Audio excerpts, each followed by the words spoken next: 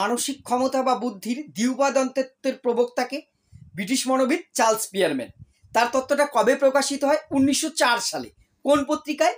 American journal of psychology নামক পত্রিকায়। তাহলে আমেরিকান জার্নাল অফ সাইকোলজি নামক পত্রিকায় 1904 সালে ব্রিটিশ মনোবিদ চার্লস স্পিয়ারম্যানের দ্বিউপাদান তত্ত্ব। কেন এই তত্ত্বের নাম দ্বিউপাদান তত্ত্ব? কারণ তিনি মানসিক ক্ষমতা বা বুদ্ধির দুটো উপাদানের কথা বলেছে। Two factor theory. টু মানে দুই, আবার দয়বয় হস্যিকার দ্বি মানে দুই, দুটো উপাদান। একটা বলেছেন তিনি জেনারেল ফ্যাক্টর, আর একটা বলেছে স্পেশাল ফ্যাক্টর।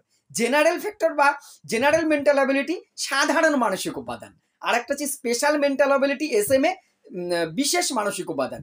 সাধারণ মানসিক উপাদানকে কি বলেছেন তিনি? এটি জন্মগত ক্ষমতা, সবার মধ্যে নির্দিষ্ট পরিমাণ আছে।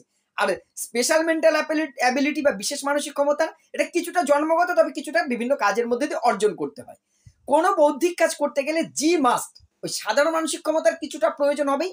আর যে কাজ করব সেই কাজের এস, যেমন একজন শিক্ষার্থী অঙ্ক করবে, তাহলে জি এর থেকে কিছুটা আর অঙ্ক করার এস, এই দুটো মিলে একটি মানসিক কাজ সংগঠিত হবে। তার এই তত্ত্বটি দ্বিউপাদান তত্ত্ব নামে পরিচিত। এই তত্ত্বের অপর নাম আরেকটি নাম হচ্ছে ইলেকট্রিক থিওরি। স্পিয়ারম্যানের দ্বিউপাদান তত্ত্বেরই অপর নাম electric theory.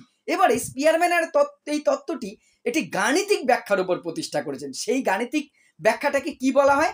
Coefficient of correlation, সহগতির সহগাঙ্ক। কোএফিসিয়েন্ট অফ কোরিলেশন, যাকে আর দ্বারা প্রকাশ করা হয়, এই সহগতির সহগাঙ্ক দ্বারা প্রকাশ করেছেন।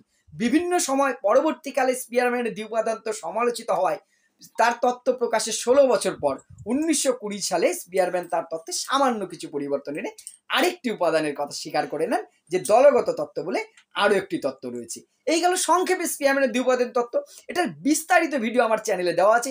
এছাড়া SLSTর একদম টপিক ধরে সমস্ত বিষয় ক্লাস আকারে এবং MCQ মক টেস্ট দেওয়া আছে সম্পূর্ণ ফ্রিতে। কোনো রকম পয়সা আমি ছাত্রদের কাছ থেকে নেব না, এটাই আমার পণ। যদি ভালো লাগে অবশ্যই চ্যানেলটি যে একবার দেখে আসতে পারো। ধন্যবাদ।